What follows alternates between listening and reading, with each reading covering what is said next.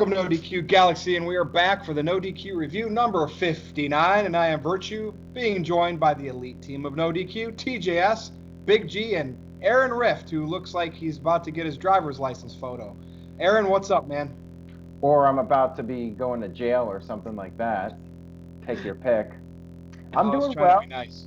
Well, I appreciate that. I'm doing very well, all things considered. Saturday was quite the night with AEW's Double or Nothing, and as I mentioned during the NXT predictions video, this video will talk more about what happened at Double or Nothing, and then of course we had what happened on Raw, which I'm sure we'll be discussing as well. So as usual, we got plenty to talk about. So let's go ahead. And Big G, how you doing today? I'm doing good. I went back to work today after my little mini vacation up in Gettysburg, camping, playing cornhole, drinking, having fun, and just having a good old time. Well, that's very nice. It is. TJS, what's up? You missed the show, though. Well, yeah, now camping's more important. I'm doing a little drinking myself right now. WWE just makes it to do it, man. After that great show on Saturday, watching Raw and SmackDown just felt like culture shock to me. It reminded me of the time I got back from Japan, around like all like the rude people and the loud people, and it was just crazy to see something that good, and then to come Monday and Tuesday, and we got this steaming pile of crap. Well, look, at some point in this video, we're going to have a potential conspiracy to talk about, right? Just to liven the wrestling world up, because these type of things are going to start happening. You got apologists, you got disparagists. We are in full-blown war mode.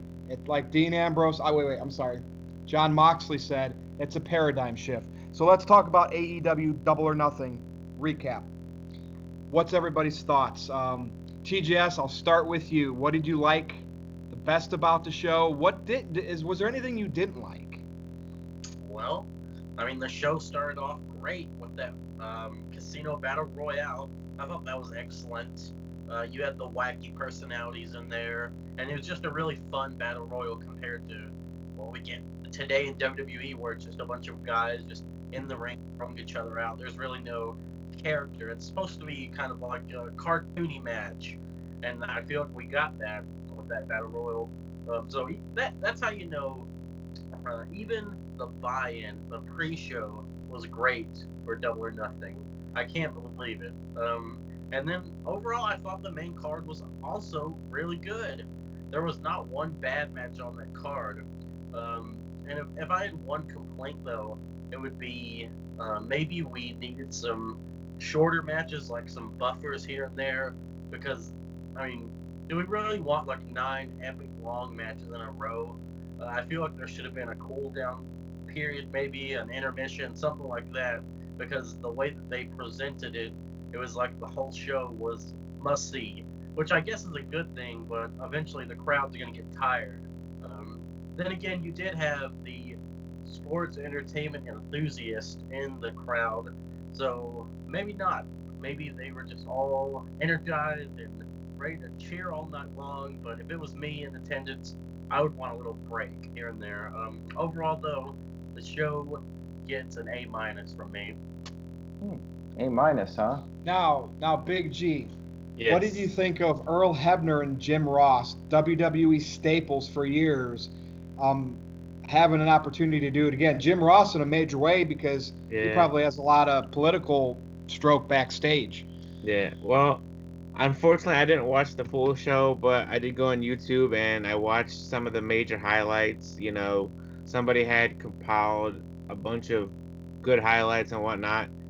And I did watch the segment, you know, where after Omega and Jericho, Jericho cut that excellent promo demanding a thank you. The best promo, probably, in my opinion, even though it was short, and since CM Punk's pipe bomb.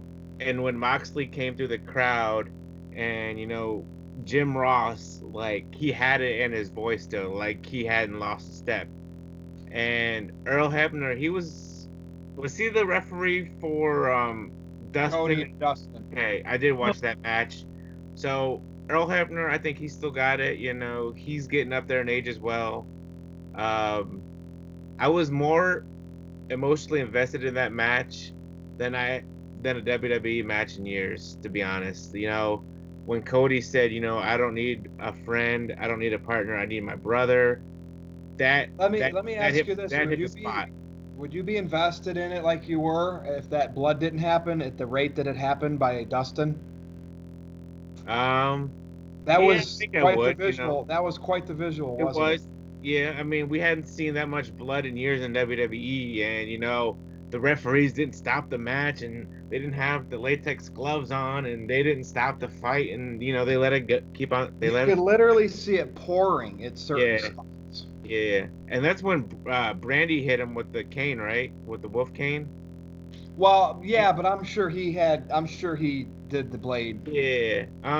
with the half a bottle of aspirin Yeah. before. I did watch the I watched a couple matches like on YouTube. I did watch that. I watched Omega and Jericho, which is good. Omega broke his nose and he kept on wrestling. I think I watched that Fatal 4 women's match. What else did I watch? I did watch Young Bucks and the Lucha Brothers, which was good. So, you know, I mean, I didn't watch all of it, but from what I've seen and from what I heard, you know, I'm glad Moxley showed up. So I am 100% invested in AEW when it comes to TNT this fall. They All uh right. Interesting. they proved me wrong. Now, TJS, you look like you were having some issues with Earl Hebner. Yeah. So Aaron, this is why I gave the show an A minus. So All we've right. talked this in the group chat about exposed turnbuckle. He, you know, Dustin went into it. No disqualification happened. The low blow, blatant. No disqualification happened. Brandy Rhodes speared Dustin. No disqualification happened. The belt. No disqualification happened. Like it just. I get it that you want to give some leadway or something, but if at that point, why not just say, okay, it's a no disqualification match? That really bugged me. And then the finish to Omega Jericho kind of bugged me too because I wasn't really a big fan of that back elbow as a finisher. I mean, I I'm feel gonna stop you there. I'm gonna stop you there. Jericho I evolves don't even have to do time. anything. He evolves with the time. He went from the Lion Saw to the Walls of Jericho to the Code Breaker, and now he's got the Judas Effect, which I think is I don't know if it's a rib or not to Andrade because Andrade does the back elbow too, but Jericho is amazing, and Jericho's entrance, by the way, was amazing too, having all his previous characters come out before he came out. He But you know, evolved with TGS time. is entitled to his opinion. So Aaron Riff, before I go. against Jericho. I love Jericho. Yeah, But yeah. I But know. yeah. I mean, you want it when you think Jericho and Omega, you want perfection, and there was a little mishap there towards the end. Aaron, what's your thoughts on Double or Nothing? Well, I'm just going to double down on what I said on Saturday night. I thought it was a great show, a show. They did everything they needed to do. I'm invested in the promotion. I think a lot of fans are, and they got WWE's attention. I think that that's really telling the fact that we got that AEW reference on Raw, and I'm sure we'll be talking about that here in a few minutes. Yeah, anything that I would say negative about the show is just nitpicking. For the first show, they hit a home run, and the real test will be how they do on a weekly basis. So I think the jury's still out, but my gut feeling is AEW is going to be a big success, and we're going to have a very interesting time in wrestling coming up pretty soon. Come October, things are going to get hot. I think it's going to be a nice period for wrestling fans. Now, I specifically remember on a review talking about Dusty versus, or Dustin. I want to say Dusty, but Dustin versus Cody. And you know, Aaron's like, hey, why are we talking about this? And yet, would everybody be in agreement here after the fact? That was the match of the night, yep. Yes. right? Yeah. And I, it just, I just had a gut feeling, not because of brother versus brother. I just felt they wanted to prove WWE wrong for not giving them that Mania showcase. And you knew they were going to play it up, Dusty, look up at the heavens. And I felt that the pieces were there to have this happen, and they delivered. And when I saw the blood pouring, I was like, damn, they wanted the symbolism. So that was the match of the night. Jericho Omega, I want to say for them, they phoned in the main event. I don't think it was about the match for them. They already did that in Japan. Yeah. They knew they weren't going to be able to follow Dustin and Cody and the Young Bucks and the Lucha Brothers. Okay? When I watched that Young Bucks and Lucha Brothers, I'm not a big Young Bucks fan. You know, I had that WCW Cruiserweight division feel. The Elvis gimmicks or whatever they came to the ring with, I felt it. I've never felt a Young Bucks match that style since probably Cruiserweight WCW. Go to Omega Jericho. There was that botch TJS, that DDT that didn't land right, and that kind of slowed the ending up. I think if they would have cleaned that up and that never happened, that back elbow might have looked better. It's weird because normally veterans like that don't go back to the same spot. They call an audible for the finish. They went right back and did the whole DDT and everything. Very strange, but that tells me they didn't care how great the match was. They wanted to get that image of Omega beaten, Jericho cutting the promo to the marks, right? Jericho had the balls to say that. If you're a heel today, everybody loves you.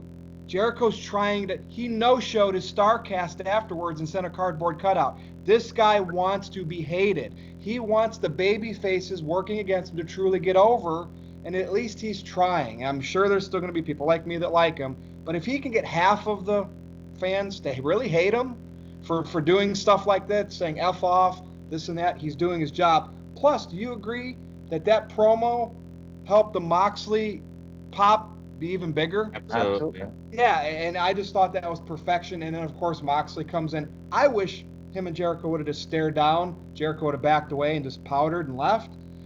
Because you could think, oh, maybe they're going to form an alliance. And then the beatdown on Omega. But I'm okay with it. They wanted Moxley to look strong. How symbolic was it on the stack of poker chips? That, to me, somebody thought that, right? They didn't just do it. They were like, here's our prop. Ambrose is going to stand strong at the end of the match. I give it an A-, though, because it's their first show. I'm not going to say it's the best show ever, right? I want them to impress me even more. Yeah. So that's why I'm not saying A+. I'm giving them the A-. There were things like, Aaron, you said that we could nitpick over. But it was it was a great show. Yeah, well, the reason I give it an A is just because of the fact that historically, as far as the significance of the show goes, like, they did everything they needed to do. So to me, that makes it an A show. And yeah, I think maybe if Omega and Jericho was just maybe a little bit stronger, it wasn't as good as the New Japan match, I think I would have gone with an A+ for it. Like, it was almost perfect. Not quite perfect, but damn good for a first show. Yeah, I mean, nobody gave it lower than an A here, right? No, I mean, I didn't watch the whole thing, but I'd still give it an A regardless. I don't want to talk about WWE yet. Never say never in pro wrestling, okay? It's 2019. We just got off the heels, no pun intended, of Double or Nothing. Is this not the perfect year for CM Punk to return? Now, I know it's contingent on him.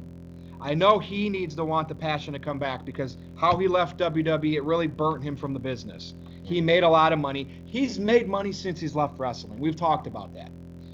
But that made him famous. Wrestling made him famous, and he has to know that, and he has to want to stick it to WWE. All Out's going to be in Chicago. Come on, what does everybody think? Is 2019 not the perfect year for not anybody's going to take Punk back, right? But for Punk in his mind to come back. TGS, I'll start with you again because you look like you're already talking. Go. Yes, absolutely. If there was ever a time to show up, I think it would be All Out. It's in his hometown. It's right before AEW debuts on TNT, because I think they debut in September, right? Somewhere around there. The show's on the 31st of August, so yes, please do it, CM Punk. I know that he's been acknowledging AEW on Twitter, at least. He did say, someone said if CM Punk doesn't show up at AEW or at Double or Nothing, I'll be sad or whatever. And then he said, well, my friend Stu Bennett has a saying for times like this. And I mean, Tony Khan even commented on this after the event. He said that he has a great relationship with Punk. So, I mean, never say never, like you guys said. I think that there's always a chance, and I agree that Punk would want to stick it to WWE. And with this TV deal, I mean, I mean, I think that there's a real chance because they've got Moxley, they've got Jericho, they've got Omega, they've got a bunch of big stars, and I feel like Punk is the one last piece that's missing in the puzzle. Hopefully it happens, but I don't know. Aaron, have you given up hope? I never give up hope, and it is right before the TNT deal launches, and man, that would just be the most epic way you could start that TNT run. I think they're going to do great nonetheless. I mean, Yeah. they still got 4 months to go, I think. What is it? June, July, August. Yeah, a little over 4 months until the TNT debut, and their momentum keeps building. And even if CM Punk doesn't show up, I think they're gonna surprise people. I think with those numbers, like I would not be surprised. Like this is maybe a bold prediction so early, but I feel like they're gonna do over 2 million for their first show if they keep this momentum going, and I think they're gonna do more than what TNA ever did. Like TNA's highest number was just over 2 million, I think, for when Hogan debuted. I think they're gonna surpass that on their TNT debut. I think they're gonna hit over 2 million. So that's a bold prediction, but I have a strong feeling that they're gonna make some new wrestling fans in the coming months. But yeah, I really hope CM Punk shows up, obviously, because that would blow up the site, and that would be like the icing on the cake. But I think they can succeed without Punk for sure. Big G, any other thoughts you have? Yeah, yeah, like Virtue said, well, I'm thinking it too. CM Punk would need or want the passion to wrestle again. WWE did burn him out after being on the road all the time and stuff like that and having a heavy workload. And I'm sure maybe with AEW he would have a lighter workload. What about AJ Lee too? We can't. I mean, why not? You know what? I was about to say, what if like AJ Lee came out first at All Out in August at in Chicago? That roof would blow off of that place. And then I don't know if they're gonna play Cult of Personality. Well, does WWE? Why not? He probably is friends with the band.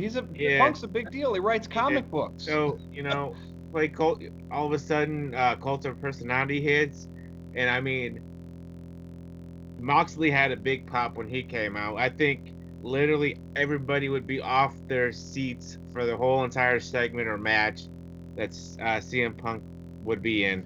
He changed what the fans want today. His pipe bomb, that run in WWE, changed the course of wrestling and why fans are against Vince McMahon and WWE's product. Yeah. Right? I mean, he had two fights in UFC and he lost both of them, unfortunately. He got paid a couple $1 million to get beat up. That's a smart business decision. Big.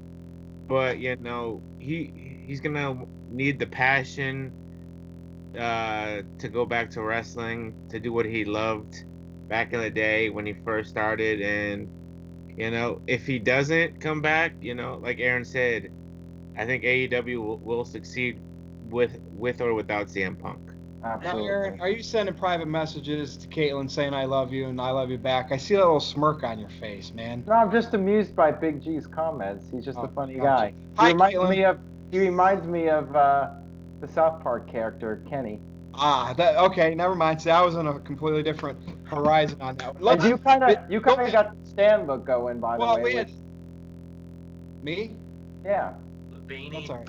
Yeah. I'm just gonna say. You know what that makes TJS?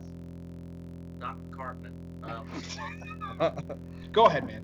I'm just gonna say this. I feel like the static for CM Punk's theme would be the equivalent to the glass breaking for Stone Cold if he showed up at All Out.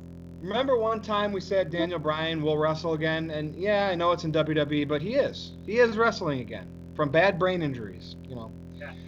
All right, how about this? And I know this is insignificant. This is like kickoff show here. Joey Ryan, obviously the penis gimmick. He was at All In with the penis druids, and supposedly, right? It might be he rejected an offer from AEW. So, is he just want to be an indie guy like this forever because that's where he can do this gimmick, or is he NXT bound, WWE bound? So, Aaron, I'm going to start with you on this one. I just found that weird that I already heard, news about somebody rejected an AEW deal. Yeah, I don't know how true that is. It's weird, Yeah, That's really interesting because he does have a close relationship with the Bucks, going back to PWG, and maybe he just won't be able to do his thing in AEW. Maybe they're gonna draw the line and say, you know what, this stuff's hilarious, but we gotta we gotta focus on sponsors and we gotta tone it down just a little bit on TNT. Not go overboard to WWE's level, but tone it down a little bit. And maybe Joey Ryan just feels like he needs to focus on his future and look at other options. And if he can make good money in NXT and training other people, and that might be a good gig for him right now. So it just depends on where he's at in his life. He might be in a different place. He might feel like cashing out on the penis gimmick and going in a different direction, but maybe not. Maybe he's going to keep doing it. Maybe he's going to keep just being his own guy and not be affiliated with any company. But yeah, I am a little surprised that he's not in AEW, but I could understand it if they want to tone down the whole aspect of that character. Now, Big G, Yeah. you're an NXT fan. Could you see Joey Ryan, if he's willing to get rid of the penis gimmick, go to NXT? Now, his best bud, which is weird because she's married to Johnny Gargano, his best friend is Candice. Now, I don't know if that's real life or in storyline, but I mean, I think they're best buds. Yeah. He's there too. Well, never say never with people coming to NXT. I mean, Candice LeRae was there. Everybody from the indies eventually showed up to NXT. And, if Joey Ryan's willing to give up his penis gimmick, he could eventually go to AEW. It's still early with AEW. He could always change his mind. He could go down to NXT.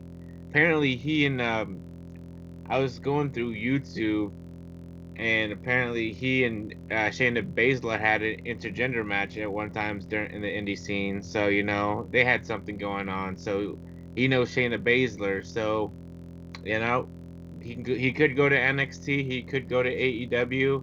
Or he could stay in the indies and, not be loyal to any one brand. He could just go company to company, whoever he wants to go with, and gets more money from. And he could continue his penis gimmick. Nice. So how does that make you feel, TGS? Do you wish WWE would be more risky and like maybe EC3 could do the penis gimmick? Well, I don't know. But what do you think of the whole rejecting an AEW deal? Well, I'm really surprised that Shayna Baszler or Charlotte hasn't done the penis gimmick, honestly. But I don't think that. I just don't see Joey Ryan in WWE or NXT because I'm sorry to say this, but I just don't feel like that guy has much going for him other than the penis thing. I feel like it's just like how Ty Dillinger is. But didn't he used to be a spot monkey in PWG too and all the indies? He used to do some crazy stuff. Yeah, but I feel like that just wouldn't. Like I feel like that wouldn't work with WWE. Like Shawn Spears was like, oh yeah, I can't wait to get out of WWE, and then he got eliminated from that battle royale by a double-legged amputee. Like, I mean, come on, this guy is just. So wait a minute, hold on, time out. Do you think that Shawn Spears is too above putting over a W amputee? Like, who else would put over the double amputee? Maybe he was honored to do it. You don't know that. Oh, I'm pretty sure that guy wasn't even signed to the company. So I just feel like, why couldn't it have been someone else, like that Orange Cassidy guy? Or maybe Shawn Spears volunteered it. If he eliminated maybe MJF or something, I feel like that would have been great to get a big pop for the double-legged amputee to eliminate or something like that. But if Shawn Spears volunteered it, fine. I mean, I was happy with that match. But anyway, back to the Joey Ryan talk. I don't think that he's going to end up in WWE. I'm a little surprised about him not taking the AEW deal, because didn't WWE do the Ass Man thing with Billy Gunn? And that was back then. But I mean, I feel like maybe AEW would want to do the penis thing because. Well, in the Attitude Era, choppy your pee with Yamaguchi-san, I mean. Yeah, and I think they're going to be doing TV14 on TNT, aren't they? I mean, it's not confirmed, but I think Double or Nothing was I think that was TV-14. He easily with that blood, yeah. Yeah, maybe Tony Khan just doesn't like the gimmick or something. I don't know. Well, all right, it's only Joey Ryan, and maybe he stays in the Indies so he can do all those weird things. Here's a big topic. Big G. Who's the new number one contender for the Universal title? Not talking about Brock Lesnar and the Money in the Bank briefcase. NoDQs.com favorite son, former Money in the Bank winner, former U.S. champion, former Golden Glove winner, retired Kurt Angle in his final match at WrestleMania. Yes, the ladies best and gentlemen, in the world. we are talking about the former GM of Raw. TJ, get it out already. Person, Baron Corbin. So this is obviously done for Super Showdown, right? Yeah. A throwaway pay-per-view. So there you go. So before the fans get upset, Corbin's got a shot at the Universal title. Look what show it's on. It's a throwaway show. Big G, what's your thoughts in general? I know Greg Cherry likes Baron Corbin. Well, they could have had put Drew McIntyre in there, but he's Shane McMahon's lackey right now, so he can't be in the Universal title spot. So why not Baron Corbin? He's got a ton of heat on him with the fans. People don't like him, and it's a throwaway match for Rollins. He'll probably do 3 stomps on Corbin, and then 1, 2, 3, and that's it. Aaron, what happened in that match on Raw? Did Lashley and Braun just brawl to the back? Yeah, and then Michael Cole. Was this not an elimination match? It was, but Michael Cole said that they I guess wrote themselves out of the match by leaving. No, you can't get counted out like that. That shows you, and we're going to talk about this. That shows you the state of WWE booking and creative. Yeah. Thoughts on Corbin winning. Yeah. So apparently they announced the match with AJ Styles, and then they pulled AJ Styles. Like the whole thing's a mess. Like you announce an elimination match with AJ Styles. Is he legit hurt? Yeah. Apparently he has some nagging injuries, but it's like not serious. It's just he needs to rest for a while, kind of thing. That was What I don't understand is wait, what was that? When they announced the match, it was a fatal 4-way match. It had nothing to do with elimination. And then when the match started, they said it was an elimination match. And then it didn't. Then it wasn't an elimination match because Lashley and Strowman eliminated themselves. And I was like, what the hell is going on here? Anyway. It's just the whole thing's such a mess. And as far as Corbin winning goes, I'm like, whatever. The Super Showdown pay-per-view, it's a throwaway match anyways, and the draw of the show is Goldberg and Goldberg and Undertaker. Even that I don't really care that much about. So it's like the whole show, it's Saudi Arabia, it's like, whatever they do, it's like, to me it's all. And that's the problem. It's only part of $9.99 a month, and WWE is always worried about going to the next town, going to the next country, doing the next TV, and that's why everything seems crappy. Yeah, I mean, I just don't care enough about the show to really be angry about it. I'm just like, whatever, So but you got to cover it all day that Friday. I bet you can't look. I bet you look forward to that. Well, I mean, whatever. Maybe it'll surprise me. TJS, convince Aaron that you're a big Corbin fan. Sell me right now. Aren't you a big Corbin fan? Tell me why we should watch. Aren't you a big Corbin fan? Actually, I've been thinking about this, guys, and I've named a more credible heel in WWE other than Baron Corbin. I can't, because I've been thinking about this since they've been building him up since way back when he was the Constable. I feel like this has just been maybe he's not the most red hot guy on the roster, but still, he's I kind of like what he's doing. He's with the whole ring announcer and the gear, the general manager gear. I used to hate that, and I still hate it, but I'm like, well, that makes him a really good heel. Maybe he shouldn't have even shaved his head, because then people would be angry about his hairline. So I don't know. I kind of like Corbin as a heel. His matches are boring unless they're triple threat or whatever. But as a character, I think that he's a really solid heel. As far as this match goes, There's no way Rollins is losing, and this is going to kill all momentum that Baron Corbin has. It's a throwaway show, like you guys said, and there's not much else I can say. We'll see what happens, but yeah, Rollins not losing. It'll be an easy win for Rollins, but like, could you imagine if they wanted to troll the internet and had Corbin win the Universal title, but then it was just going to turn into Brock cashing in and getting it back on Brock?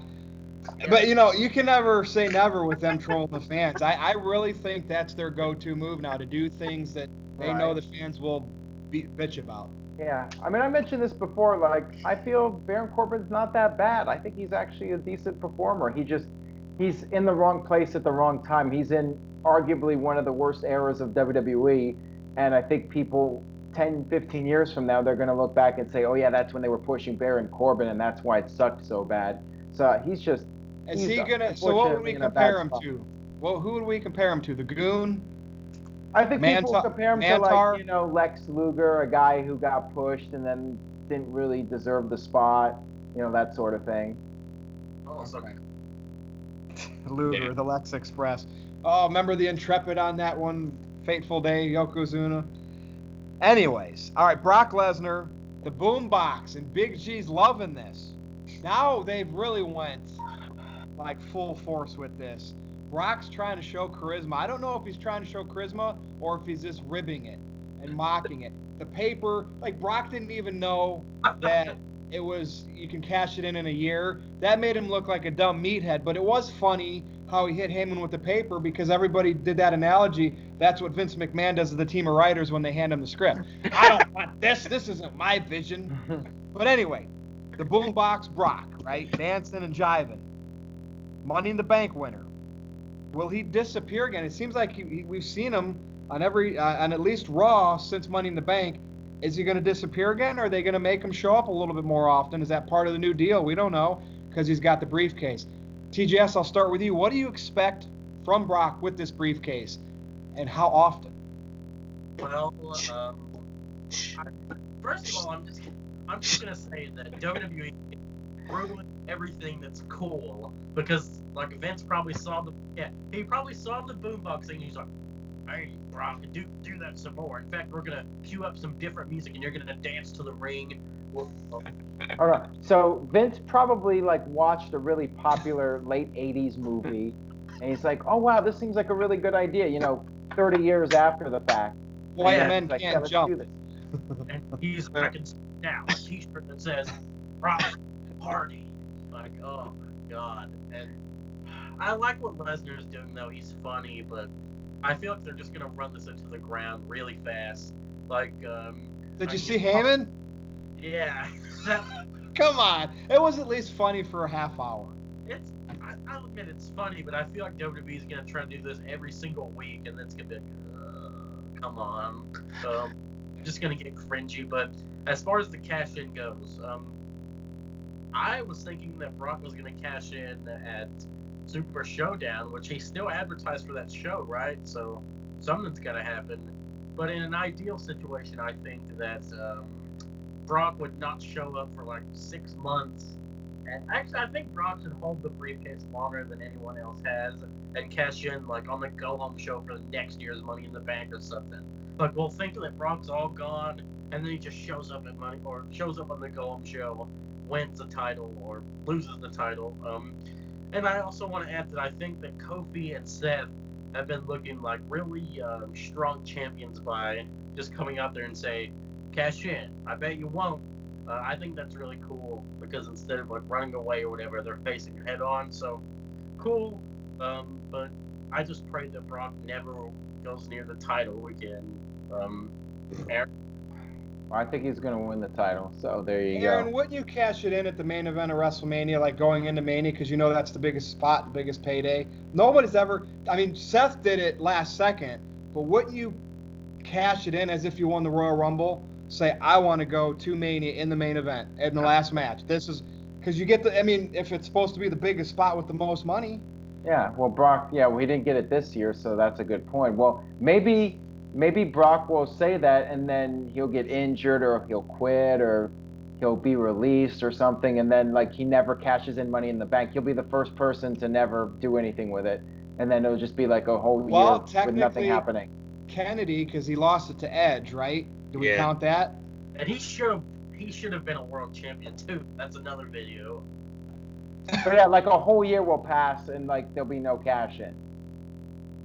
It'll just expire. Like, Ken's wouldn't huge. shock me if that That's happened. And then he the plays the dumb meathead, like he didn't know, like he forgot.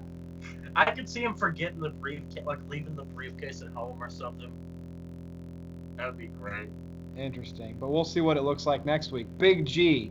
Yes. I know right now you're like thinking you're becoming extra popular because of all these. You know, retweet me. Retweet me. I used your theme with Brock Lesnar. What's your thoughts on it, man? I'm enjoying Brock Lesnar. He's showing some character right now. You know, I think the Brock Party shirt is awesome. That's just me. Brock finally talked. You know, he said, "Seth, I have a year to cash in. Screw you." I enjoyed, you know, the whole him hitting Heyman with the paper and stuff like that. I wouldn't be surprised if he showed up for at least a couple more Raws, and then he might be gone for like a couple weeks or so. That way we don't get bored of Lesnar.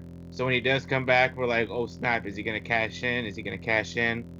And you know, I wouldn't mind, you know, him doing, you know, announcing beforehand, you know, I'm gonna cash in at WrestleMania for the main event for the Universal title. I mean, we've had RVD do it at it, One Night Stand against Cena. We've had a couple people do it, so it wouldn't surprise me if Lesnar does do that eventually down the road. And like TJS said, I think he will probably like one of the longest reigning Money in the Bank holders. Or not. Interesting. And if he keeps on coming out, you know what?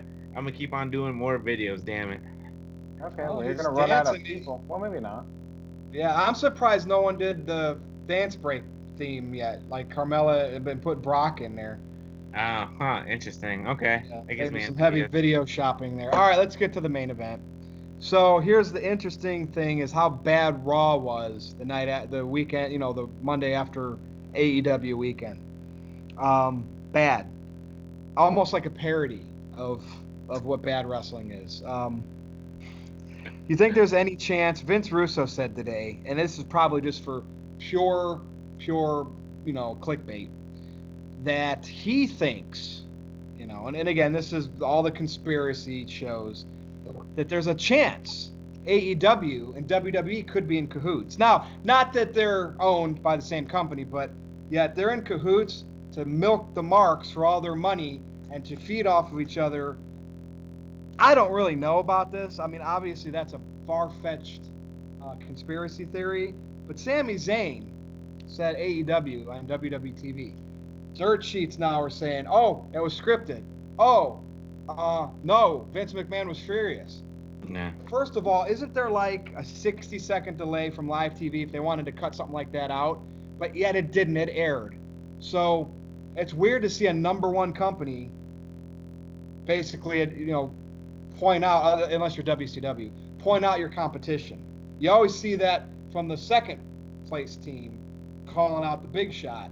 So, Yeah. Aaron, what's your thoughts with this? And that Sami Zayn did it. Like, do you think it holds any water, any merit? What about the conspiracy rumors that, you know, people love to really make their own storylines? And Vince Russo's definitely one of those guys. What do you think, man? Something Well, if I was a stockholder and they were in cahoots, I would be really pissed off because they would be keeping information from me, you know, and it would be a very bizarre tactic. Like you're going to sabotage your own company to create competition. You're going to purposely put on bad shows. I don't think that's a doable business model, especially when you're a publicly traded company. So, yeah, I don't think that that's the they case also here. do deal with Saudi Arabia. Yeah, like I said on Monday night, I think it was just probably Vince thinking, hey, we might come off looking cool or edgy if we reference AEW because nobody expects us to do it, right? So if we do it, then we're like, you know, proving that anything can happen if you tune into Monday Night Raw. Like we might just mention the competition, like maybe that's what it was, and I don't think it was a good idea because I think like in one night it made AEW credible. It gave them some real credibility. The fact that WWE acknowledged their existence when for 13, 14 years they never even mentioned anything about TNA whatsoever. Like TNA did not exist as far as WWE was concerned, and here we are, one show and AEW gets mentioned. So yeah, I could definitely understand people being suspicious about it. Like the whole thing is very bizarre, and there's conflicting stories about it. So what's going on here? Is WWE feeding information out to people to try to throw everybody off? I mean, who knows what was going on behind the scenes? There could have What been if any Triple H is in cahoots with them because Vince is pissing him off, not letting him change the direction of the company? I'm just saying. I mean, you can think conspiracies are fun. We know they're two separate companies and they're competing, right? But it's fun to talk about because it's the what if. We're adding spice to the story. Yeah, I mean, so like, what if Triple H was in cahoots with them? Yeah, we're talking about it. This is the main event, and people are curious about what happened on Raw now, when otherwise we would have just said, "Oh, that's another boring Raw." But now we're talking about Sami Zayn and what he said. So there you go. And Corey Graves played it off with the awkward, like, cut, let's cut. Or he tried. Big G, thoughts on this? I mean, are you going down the conspiracy rabbit hole at all? Well, I really don't think they're in cahoots, but it would be pretty cool, if Triple H was in cahoots with AEW. I was gonna say something, but I lost my train of thought. You go to TJS while you remember. Yeah, go to TJS. TJS, what do you think? Oh boy, well, they put Sami Zayn in an electric chair, so it feels like Saudi Arabia's right and Raw too. I don't. I don't know. I feel like they're really doing this black and white graphics thing. Like, oh look, it's so grainy and cool. NWO. Yeah. But I don't think that there's any collaboration between the companies, because if there was, I feel like that maybe the announcers would have said something about this, and they would have kept it in the YouTube clip, which they didn't. They cut it out of the YouTube clip. But they know fans look at all of that, so a conspiracy, you never know. I don't, because we saw that the AEW, the term, the Google searches went up a lot that Monday. So, I mean, anything is possible, but... And this is unlike Vince McMahon to give any credibility to a competition or upcoming competition. And if, like I said, if Sami Zayn did a shoot, they would have cut that off. They would have yanked the second. I mean, they had time before the live feed got through. And here's the thing, too, that's strange. It isn't the first thing. Go back a couple months ago with Dean Ambrose. His whole send-off is something that's unprecedented. Like, they never did that before. They never said on television, this guy is leaving the company, and then they give him, like, this big send-off. That's why I said a work, and kayfabe Candy ass saying, well, I knew all along he was leaving. But you still, wrestling's always a work until proven otherwise, right? Yeah. So, I think I remember what I was going to say now. So, imagine, this is another theory. Imagine AEW was already on TNT, right? And we'll go back to WCW back in the day where Tony Schiavone said, oh, Mick Foley is going to win the WWF title on Monday Night Raw, and everybody switched over to WWF, and it's changed history forever. What if Sami Zayn said, oh, AEW, and then boom, everybody who was watching Raw went to TNT? Do you think that'd be something, or what? Well, it's not head to head yet. I won't be excited unless it's head to head. Yeah. It's more wrestling to watch, is what it is right now. And Cody said, he's like, wrestling's gonna be fun to watch. It's not gonna be a chore when AEW debuts. We'll see. You think WWE could be sabotaging their product so bad right now, so when they do put forth a little bit of effort on Fox, it makes it look like, oh my God, the Attitude Era is bad, or you know what I mean? I just wonder if they're trying to condition fans. Why in the blue hell would you pretty much repeat the same segment in the first 2 hours of Monday Night Raw? If you were going to do that, you're writing it as the show's happening, and you didn't like what you first wrote, and let's do it again, damn it. I don't know. Vince is so out of touch. It's like I think what legitimately is happening here is WWE is making so much money from Saudi Arabia, like they just don't care anymore. Like they don't have to Vince put in doesn't any care. effort whatsoever. I don't Um, think And here's Vince the doesn't thing. care anymore. Quarter one this year, we know they bled $8 million, but I don't think quarter one covered Mania, and it's definitely not going to cover Saudi Arabia. I can't wait to see that quarter two. If they end up having a big money increase, you have crappy product, and then they're going to net back to the positive for 2019. So I can't wait to see quarter two financials. Hey, what about Braun Strowman's music hitting in the middle of the promo? Like, come on, that is, It's like they're making a parody of a bad wrestling show. yeah. It's like, you know what I mean? Like, that's all I It was got. so I just bad. love Like the. you said, Vince doesn't care anymore. He's gonna. Oh, well, we really have no competition, so we're gonna make it the worst possible, so that when Yeah, we do make- something good. Back in the day, we got the fake Diesel and fake Razor. You know what I kind of wanted? Dolph Ziggler. I was looking at Dolph Ziggler on Monday night, and I'm like, damn it, why couldn't they just had the Jericho countdown? And then he came out and did the whole damn Jericho thing and started calling himself Y2Z. You know what I mean? I mean, sure, that's acknowledging Jericho, but now the war is on. That's creative. People might have thought that was funny. Yeah. They don't have anybody there that can think of stuff like that. And if they do, Vince is like, no, pal. Sorry, pal. I don't get it. well, for the longest time, I was saying they should do like CM Punk, have his music hit, but then it's somebody else who turns around and trolls There you everybody. go. Yeah, I mean, shit, they did a fake Razor and Diesel. Yeah. Or a Yes. fake Dean Ambrose.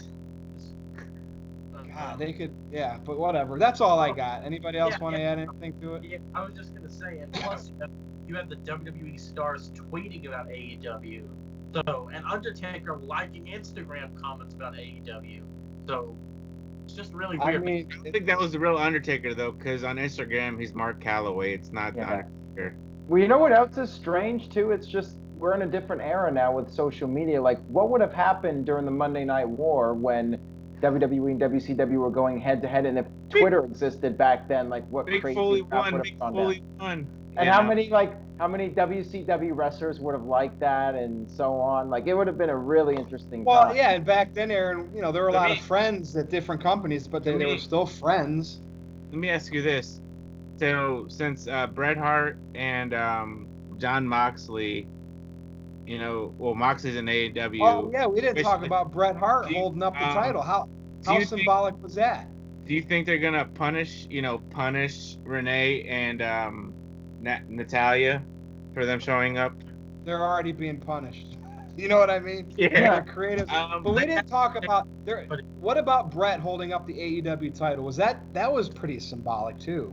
Yeah. Yeah. Well, originally it was supposed to be Ric Flair doing it, but with his whole health issue, they apparently Cody called up Bret Hart and Bret Hart did it. So So he's not on a Legends contract. He probably can do anything he wants, I guess. yeah, he but- can do anything he wants. There you go, people. Enjoy that rabbit hole of that conspiracy, though. I mean, yeah, we know they're competitors now, but you got to think of stuff like this. You make it more fun that way. Yep. And this was a very interesting week too. People were even accusing me of saying, "Oh, you're just making all these AEW headlines, trying to tie them into WWE because you're desperate for traffic." And I'm like, "No, this is stuff that's going on." I'm just Aaron, a site that's been around 20 years, he's desperate for traffic. Boy, those marks will never get it. Aaron would have been gone a long time ago if he was desperate for traffic. Yep. All right, let's go home. TJS. NoDQ.com/TJS takes you to my Facebook page, Twitter at NoDQ_TJS, and PlayStation Network, Tyler Joseph Smith. Feel free to add me there. Let's play some games. And I believe that is there still a sale going on for the t-shirts? Not anymore. You missed the boat, my friend. Nope. Well, you should have gotten one, so you can actually start wearing some. So if they do 4th of July, maybe you got something coming up. Maybe Yeah. 10% off, 15. Yeah, early plug for it. Big G. Yes, NoDQ.com/Big G takes you to my Twitter page. NoDQ_Big G on Instagram. Jeff Filtz on Facebook. TJS mentioned it. NoDQ.com/shirts. Everybody's got shirts. And hopefully this week we'll be back with Virtue's Rage on Facebook Live. And that's it for the Big G. Aaron, take it away. All right, well, just stay tuned to NoDQ.com for the very latest regarding WWE and AEW. And make sure you guys check out TJS's EC3 fan page. I heard it's really spectacular. So message him for more details on that. And that's all I got. Virtue, let's go ahead and wrap this bad boy up. Follow me on Twitter and then unfollow me once I annoy you at NoDQ_Virtue. Go to my Facebook, NoDQ.com/Virtue. God, Aaron, you got me too many things. For TJS, for Big G, for Aaron Rift on Virtue. See you for number 60 next week.